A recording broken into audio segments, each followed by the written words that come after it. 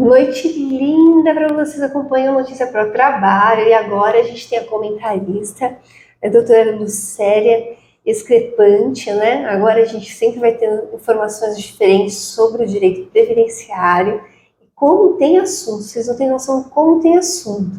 Nesse momento a gente vai falar sobre o planejamento previdenciário. Dá para planejar, né? Ou é só na aposentadoria? Boa noite a todos. Sim, o planejamento previdenciário é uma estratégia de longo prazo. Existem casos onde ela está um longo prazo de 2, 3, 4, 5, 10 anos. E ele não é só para aposentadoria. Por exemplo, existem pessoas que nos procuram no escritório para falar sobre o benefício pós-morte daquela pessoa que vai ficar. Então, a pessoa ela se planeja para que aquele parente, aquela pessoa que depende do companheiro, da esposa, do pai, ela tem ali uma renda, né? Normalmente pessoas que infelizmente descobrem que tem algum tipo de doença, às vezes é uma doença terminal, ou às vezes é uma doença que não é tão terminal, mas ela fica preocupada como que vai ficar aquele filho, como que vai ficar aquela esposa que não trabalha, só fica cuidando do lar, da família. Então, o planejamento previdenciário envolve inúmeras questões, não só aposentadoria. Uhum. E quais os documentos necessários para um planejamento previdenciário? Tá. A gente pede o quê? Carteira de trabalho, extrato de contribuição CNIS, que nesse extrato ele envolve várias questões, as empresas que a pessoa trabalhou, o que ela pagou para o INSS. A gente pede também olerites, recibos de férias, PPP, que é um formulário chamado Perfil Profissiográfico Previdenciário, que é o que traz o quê? Os agentes nocivos que a pessoa lida no ambiente do trabalho. Então, existem inúmeros documentos e que a gente consegue determiná-los na entrevista. Conversando com a pessoa me fala, olha, trabalhei na função de soldador. Então, a gente sabe que a solda traz um risco à saúde do trabalhador. Então, eu já vou pedir documentos específicos nessa situação. Então, depende muito da nossa conversa para que eu possa te falar, olha, são esses documentos, mas os básicos são esses: carteira de trabalho, documentos pessoais, extrato de contribuição CNIS, carnê e perfil profissiográfico previdenciário. Repete os básicos aí para eles. Documentos pessoais, extrato de contribuição CNIS, que esse extrato, você consegue retirá-lo dentro do site do meu INSS, RG, CPF, carteira de trabalho, carnês e perfil profissiográfico previdenciário. Bacana. A simulação do INSS mostrou que falta muito tempo para a aposentadoria, ou que já passou, né, da entrada do benefício. Ele é um sistema confiável? Então, o que acontece com o sistema do INSS? Ele é um sistema, não vou dizer que ele é falho, ele é precário. Porque, assim, existem informações que não sei se, por exemplo, quando você pega um extrato de contribuição CNIS, você vai ver lá na sua data fim, ele tem a data que você começou na empresa, mas ele não tem a data fim. Então, ou seja, existem informações que não estão totalmente certinhas. Então, por isso que não é que ele deixa de ser confiável, ele só não é certeiro. Então, por isso que a gente precisa analisar todos os documentos, para aí sim fazer uma análise concreta, para direcionar esse a longo prazo, esse planejamento previdenciário. Então, faz uma análise mais completa. Exatamente, com base nos documentos que o cliente traz. Se ele trabalha com agente nocivo, se é um enfermeiro, trabalha no hospital. Então, vai depender muito da atividade da pessoa, para que a gente possa estar fazendo uma análise assertiva. É certo mesmo? Ele é assertivo. Por quê? As leis mudam durante o tempo e a atividade da pessoa muda. Existem vários fatores que o planejamento que é feito hoje acaba ele tendo que ser refeito. Então, depende muito da área que você está atuando, vai ter diferenças em tudo isso, né? Exatamente. E aí eu fiz o planejamento do meu benefício e veio o valor inferior.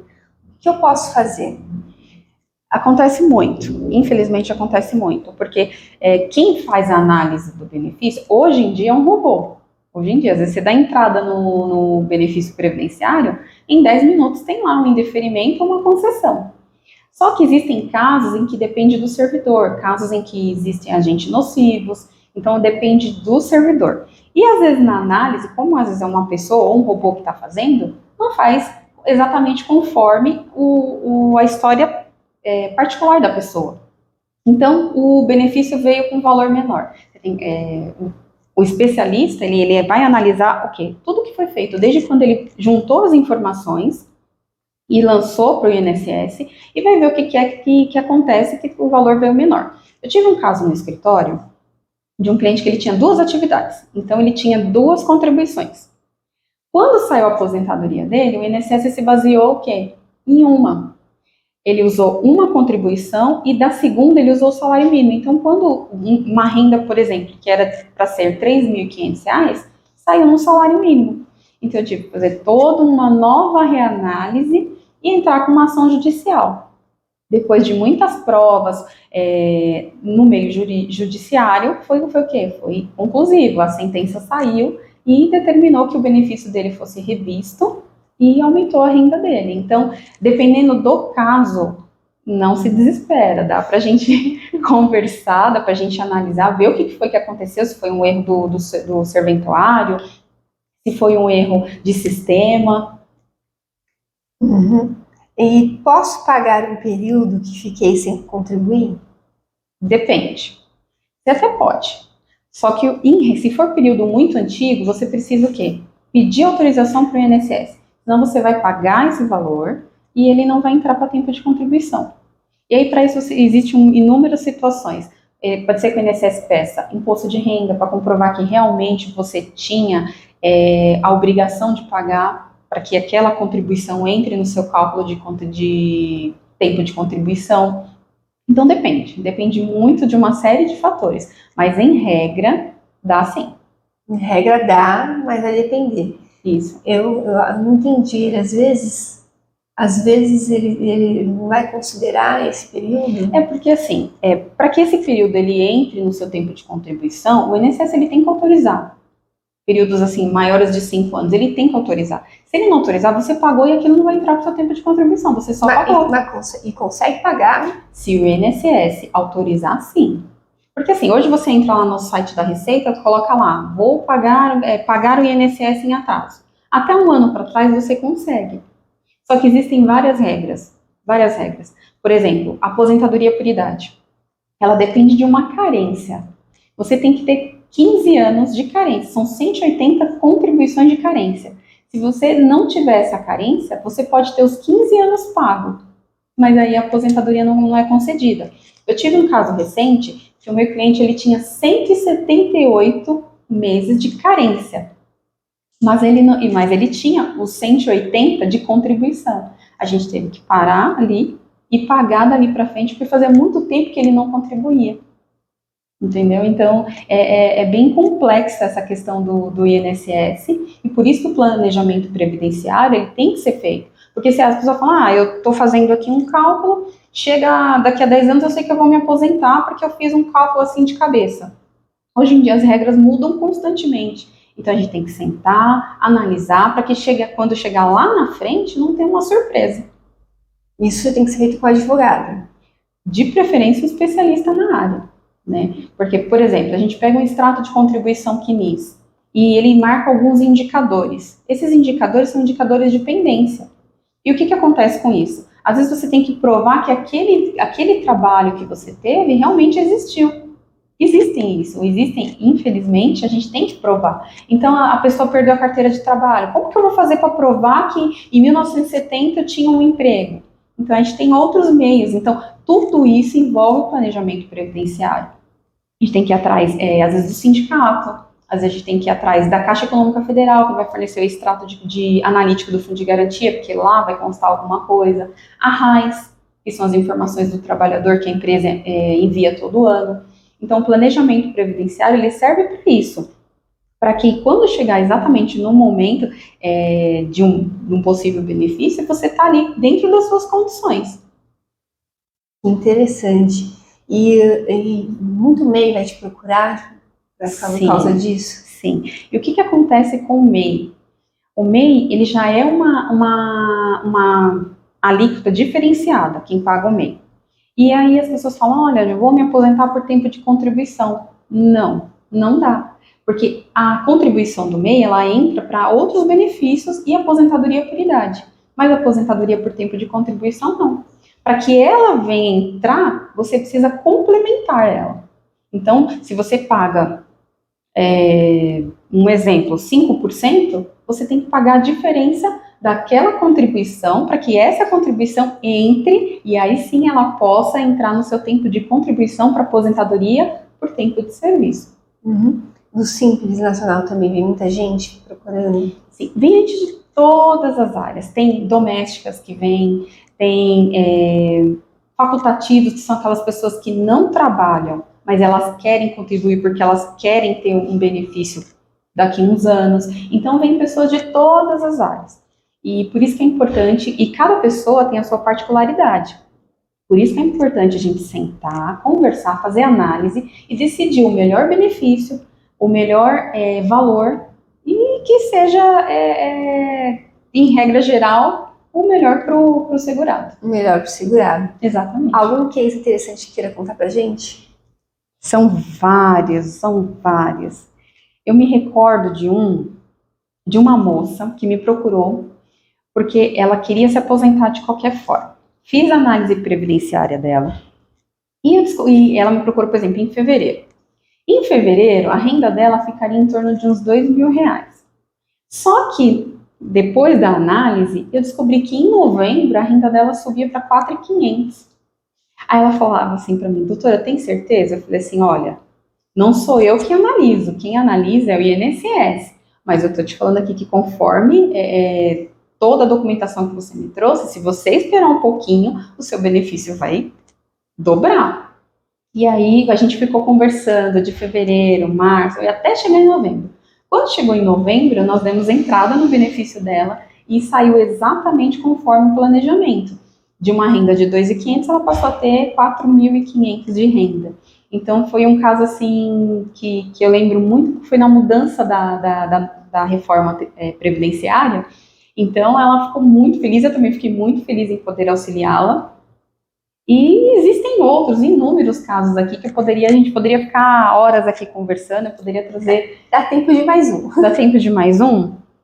Tá, deixa eu pensar um recente. Eu tive um caso no escritório de um rapaz que me procurou e ele não estava desempregado, mas ele falou assim, eu quero saber se eu tenho direito de me aposentar agora.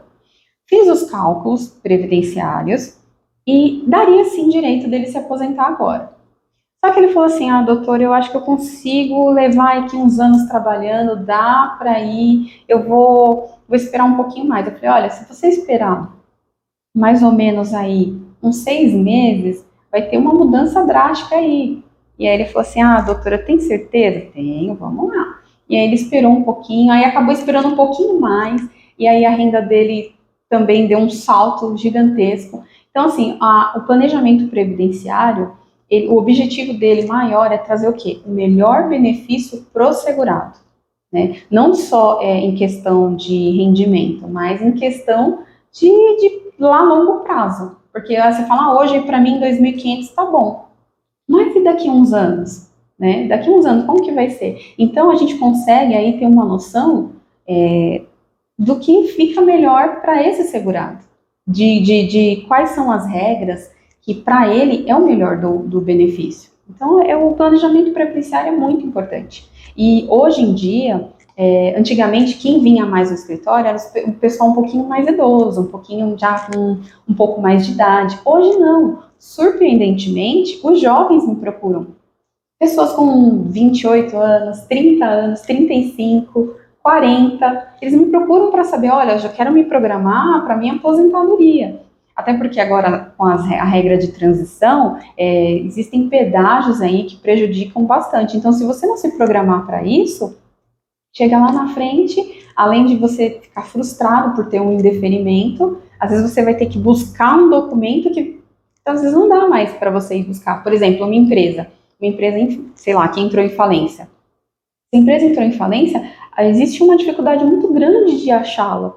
E aí, se você não fez esse planejamento agora, como você vai fazer isso daqui a uns anos? Achar uma empresa, mas a empresa nem sumiu, o dono sumiu, e aí? Então, se a gente começa e deixa tudo programado para já, lá na frente, quando você buscar esse auxílio, esse benefício, esse planejamento, você já está aí, o 90% aí de assertividade. Você vai ter uma assertividade. 90%, vocês verem que tudo é planejamento. Doutora, tem algo que a gente não tenha dito que a doutora queira acrescentar? Busquem um especialista para que você possa ter aí um auxílio nesse planejamento previdenciário. Não vá só pelo site do meu INSS, porque lá às vezes existem informações que não são totalmente as informações corretas. Então, às vezes você entra lá e fala, puxa, nossa, só tenho isso, e aí a pessoa fala, nem vou mais pagar a contribuição, embora seja obrigatória para alguns contribuintes. Deixa, não vou me aposentar mesmo. E às vezes a pessoa, é questão de uma análise, por conta de um documento, um perfil profissiográfico previdenciário, que vai aumentar o seu tempo de contribuição, porque você trabalhou numa atividade nociva, isso vai reduzir aí o seu tempo, e às vezes você acha que daqui a 10 anos, às vezes é daqui a 5. Então, é importante você buscar a ajuda de um profissional para tirar suas dúvidas, fazer essa análise, para que você fique aí um pouco mais tranquilo para o futuro. Vocês veem quanta coisa, né? Vou aproveitar aqui que a gente tem um tempinho ainda para falar do meu livro. Pare de dar desculpas, 107 perguntas para impulsionar sua comunicação, está à venda pelo Mercado Livre, mas você pode comprar aqui com a gente. Também já pensou em levar para sua empresa o curso 8 encontros para aprimorar sua comunicação? A gente tem dado aí para algumas pessoas da área de vendas, da área de liderança, e a gente tira vários mitos, né? Às vezes o mito com relação à imagem, que tem que ter uma imagem assim, tem que ter uma imagem assado. Não, a gente tem que ser a gente mesmo para poder se destacar no mercado, né? Mostrando aquilo que a gente tem de melhor. E esse encontro, né, ou esses 8 encontros para aprimorar sua comunicação, eles trabalham várias coisas, te dão noção sobre as redes sociais, te dão noção sobre se comunicar melhor com sua equipe, como se comunicar melhor com o seu liderado. Então, entre aqui em contato com a gente para poder levar para a sua organização. Tenho certeza que vocês vão gostar, que vai fazer o maior sucesso, tem feito bastante sucesso. E quem quiser falar outras coisas com a doutora, quem quiser tirar outras informações, como é que faz? Canal direto WhatsApp, telefone 11 94288 4412. Temos também o Instagram, que é a Advocacia Discrepante, e estou à disposição. Eu também esqueci de falar dos ensaios fotográficos dirigidos. Você tem medo de sair na fotografia? Você tem facilidade de sair na fotografia? Você precisa ter um book profissional, mas um book para a empresa, para divulgar o seu negócio, da sua empresa, porque você é o porta-voz, o seu líder da sua empresa, e hoje as redes estão exigindo. Bem, esses são um dos produtos, né? Além do ensaio fotográfico dirigido, os vídeos dirigidos também, para que você saia cada vez melhor em vídeo, que a notícia tem aqui para vocês. Quero agradecer ao Nilson, que está aí do outro lado das câmeras, e quero pedir licença a Deus Pai Todo-Poderoso, para que eu possa continuar aqui, à frente dessa ferramenta de comunicação, levando informações que transformem. Tchau!